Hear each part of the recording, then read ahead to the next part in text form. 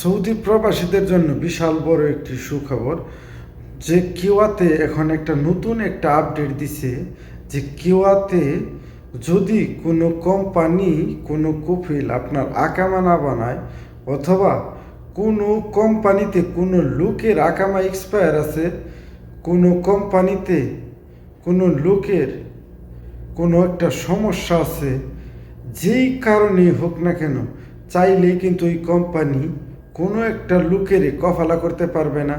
কোনো একটা লোকেরে নতুন কইরা যে এক কর্মীর আকামা এক্সপায়ার ফালায় রাইখা এক কর্মীরে বেতন না দিয়া অন্য আরেকটা কর্মীরে যে কাফালা করবো, এই সিস্টেমটা কিন্তু বর্তমান বন্ধ হয়ে যাচ্ছে। মানে এইটার জন্য কিন্তু আমরা বাংলাদেশি যারাই আছি, যারাই প্রবাসে আছে, সব দেশের লোকের জন্যই কিন্তু এটা একটা সুযোগ সুবিধাজনক। মানে কোম্পানি আগে চাইলেই অন্য লোকের আকামা না বানিয়েও আর নতুন করে লোক নিয়ে আসতো কফালা কইরা।